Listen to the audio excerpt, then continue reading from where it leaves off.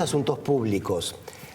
Suele decirse que la historia es el presente, o por lo menos que hay muchas claves que permiten entender el presente. Y Silvia, Mabel, la historia es un bestseller últimamente. Los libros más comprados en la Argentina son de historia y los historiadores están de moda hoy, por suerte, porque hay mucho interés justamente por entender el presente buscando claves históricas. Y este va a ser uno de los temas que nos va a ocupar hoy en Asuntos Públicos, porque vamos a hablar de política y vamos a hablar de Perón, un personaje que sigue todavía marcando muchas cosas de la política y de la historia argentina. Precisamente hace pocos días en el diario Clarín se publicó un artículo de Jesús Rodríguez contando uno de los aspectos menos conocidos de Perón, que fue su alianza con el general Pinochet, el dictador chileno, y el plan de represión que hubo en una operación que se llamó la Operación Colombia, tremenda, con intercambio de cadáveres desde Chile y la Argentina para que ninguno de los dos países pudiera reconocer a sus desaparecidos.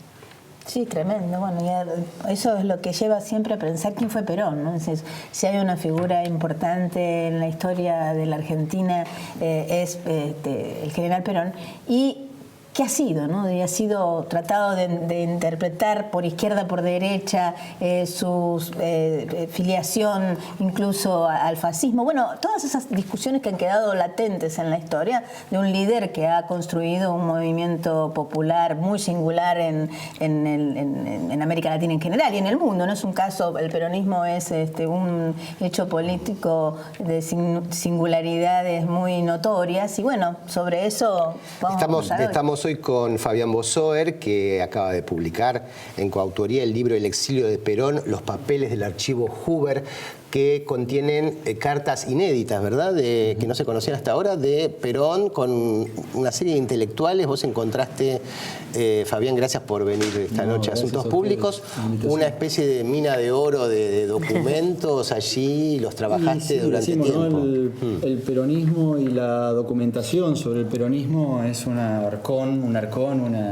un tesoro inagotable, una cantera historiográfica que sigue proveyéndonos material sumamente rico y al mismo tiempo tiene que ver con, hoy se habla tanto de la grieta, detrás de eso están los clivajes históricos de nuestro país, las líneas que trazaron antagonismos, conflictos y que convirtieron a ciertos movimientos políticos en grandes mitos y en grandes explicaciones y justificaciones para los acontecimientos políticos, tanto desde el punto de vista de las luchas de las élites y los liderazgos, como desde el punto de vista de los movimientos sociales y las creencias populares. ¿Qué fue lo que encontraste allí que dijiste, pegaste un grito, que dijiste, wow, el documento, eso que estabas... Eureka, mirá lo que... Eso me conmovió. La primera apreciación que surge acá tiene que ver con el peronismo y la peronología, la historia y la historiografía, ¿no? Desde el punto de vista del presente, cada época mira al pasado encendiendo el foco en algunos aspectos y apagando u opacando el foco sobre otros que quedan en la trastienda, que quedan detrás de la escena, que quedan inadvertidos. Y para mí el peronismo fue fascinante siempre precisamente por eso, porque es un andarivel histórico. Y digo en este caso el peronismo, entendiendo por peronismo una manera de ver nuestra historia que trasciende al peronismo mismo, ¿no? O sea, de alguna manera una de mis hipótesis iniciales y que recorren también estos estudios de la historia es que el peronismo y el antiperonismo son mucho más que primos hermanos, son antagonismos inclusivos. O sea, el antiperonismo es un producto del peronismo si simplemente históricamente vemos que se fragua en las luchas internas del peronismo antes de que el peronismo sea un movimiento político. Quiero decir con esto, entre el 43 y el 46, la precuela, el antecedente del surgimiento del movimiento peronista, es un campo de batallas internos en el que se plantean en el escenario cuestiones no resueltas que vienen de la crisis del modelo agroexportador y del orden conservador y de lo que fue la primera revolución en la Argentina, llamada así, que fue un golpe de Estado contrarrevolucionario, que fue la dictadura de Uriburu, en la cual Perón participa y se fragua como capitán del ejército. Ahí surge toda una camada de mayores y capitanes que en los años 30 van a ir cocinando una manera de entender la política, y inicialmente lo que nos permite es ver que la idea de revolución en la Argentina estaba muy lejos de lo que eran las revoluciones democráticas o las revoluciones bolcheviques o sociales en el mundo en esa época. Más bien lo contrario. O sea, la idea de revolución en la historia política argentina se fragua como contrarrevolución. Su objetivo es restaurar un orden o crear las condiciones para terminar con un orden en crisis, que era el orden liberal, y evitar el peligro mayor, entre comillas, que era la revolución social.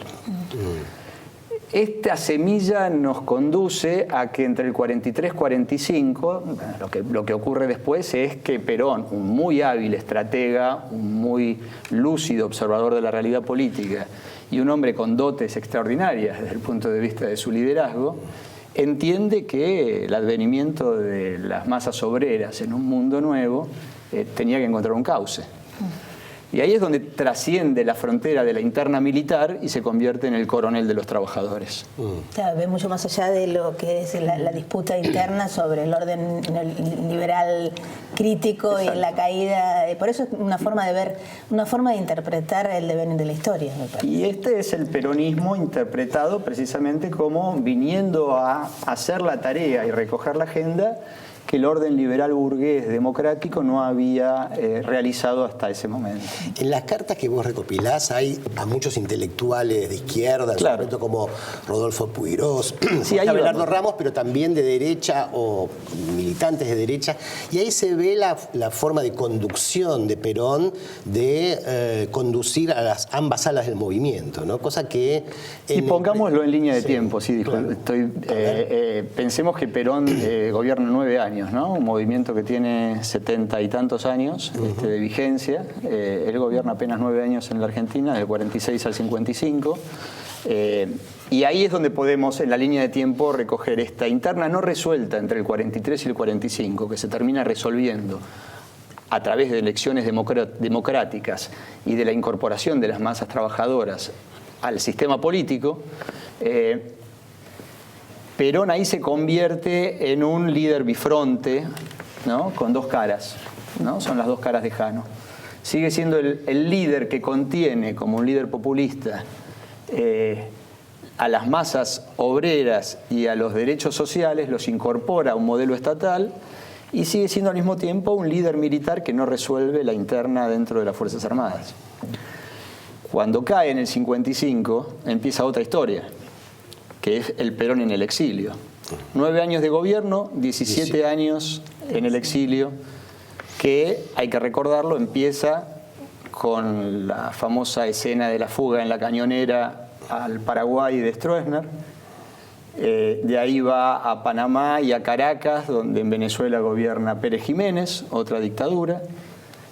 De allí va a República Dominicana, otro dictador, Rafael Trujillo. ¿Todas eran dictaduras en esa época? ¿Dónde había democracias?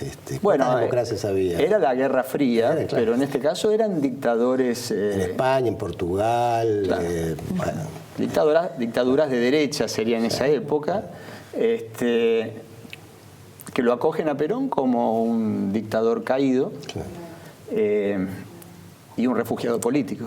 Hay otro episodio del que se cumplen ahora 60 años, que fue la intención de la Revolución Libertadora, digamos, contando así episodios de otras épocas que tienen resonancias actuales, en las que la Revolución Libertadora pretende asesinar a Perón en Caracas, en el medio de una Venezuela que estaba en plena crisis porque había una insurgencia popular, social y armada contra Pérez Jiménez. Después hay otras revisiones y revisionismos que hacen. La cuestión es que el derrocamiento de Pérez Jiménez en Venezuela fue visto como un triunfo de la causa democrática, derrocado por un almirante, claro, ¿no? Amigo del almirante Rojas. O sea que ahí lo que vemos es permanentemente el partido militar y sus internas superpuestos sobre la escena política. Ahora vamos un poco entonces a los 60, es decir, donde este libro encuentra este fondo documental y los historiadores con los que compartimos esta experiencia, animada por José Carlos Chiaramonte y Herbert Klein. Chiaramonte, que es uno de los historiadores decanos de la Argentina hoy vivos, y varios historiadores con los que compartimos este libro, Fernando Devoto, Cristín Matías, Mariano Plotkin, Julio Meloni y Claudio Bellini, cada uno lo que fue a recoger algo que le interesaba más de este intercambio epistolar. Perón no había internet en esa época, a 10.000 kilómetros desde Puerta de Hierro, en la España de Franco, en Madrid, reconstruye los hilos y mantiene el control del movimiento peronista y al mismo tiempo lo transforma en otra cosa.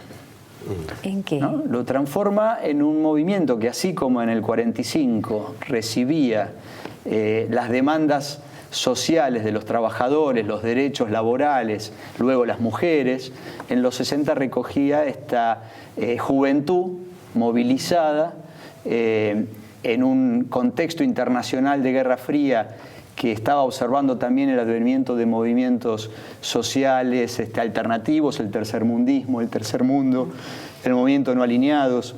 La Revolución Cubana. La Revolución Cubana. Y el proyecto de una revolución socialista en América Latina y al mismo tiempo en plena Guerra Fría en la confrontación entre Estados Unidos y la Unión Soviética. Perón, con la tercera posición del 45, la reactualiza asociándola a lo que era en ese momento afinidades con el maoísmo, por ejemplo, con la Revolución Cultural China.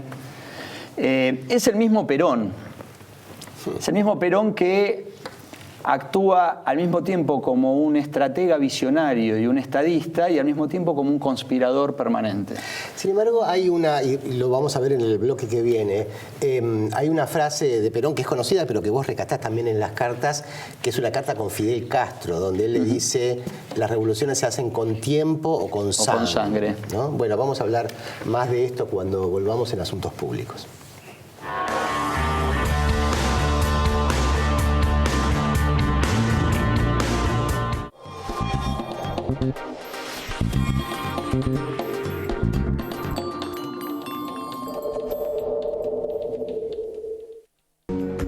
Invertimos en la mejor tecnología para conectar a los argentinos.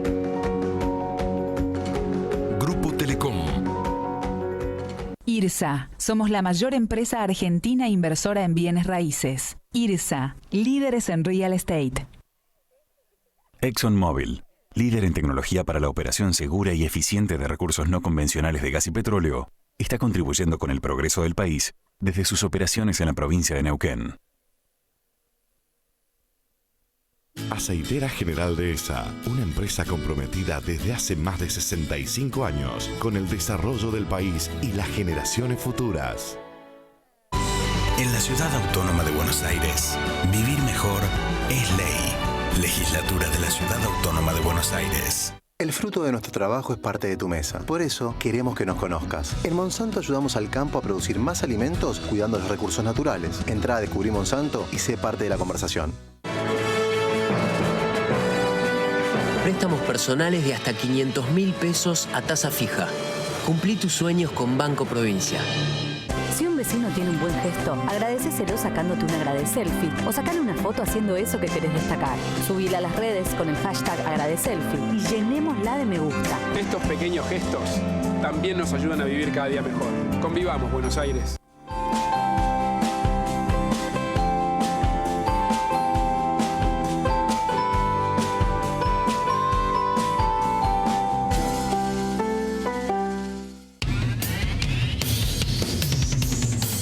De Neo 1825.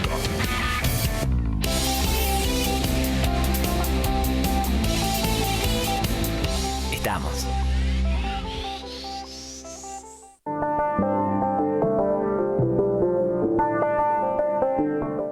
¿Pensaste alguna vez en todo lo que te da la tierra? Profértil. Vida para nuestra tierra. En Zurich te ayudamos a proteger lo que es importante para vos. Zurich Seguros, 0800-333 Zurich. En los comedores escolares, el trabajo en equipo de todos los días hace que los chicos reciban los alimentos que necesitan. Para conocer más, ingresa en gba.gov.ar/comedores. Buenos Aires Provincia. Entre todos, podemos más.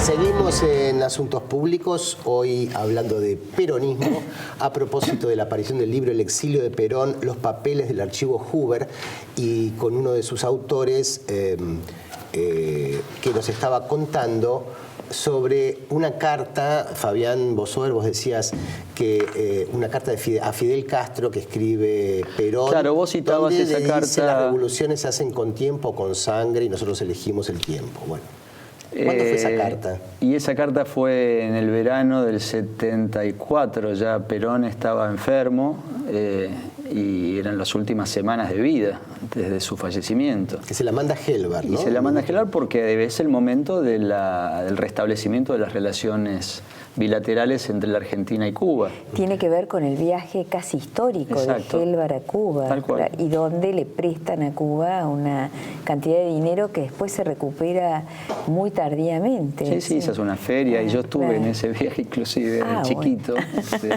Era una delegación económica, empresarial, industrial.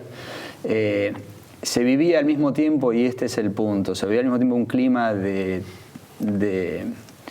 fiesta y de alegría, y un clima de tragedia al mismo tiempo. Y esto resumía apretadamente lo que eran esos años entre el 73 y 74. En los que lo que quedó en la retrospectiva histórica, historiográfica, es un momento en el que se desatan las fuerzas contenidas dentro del peronismo y en el país que estallan con la violencia política desencadenada desde la extrema izquierda y la extrema derecha.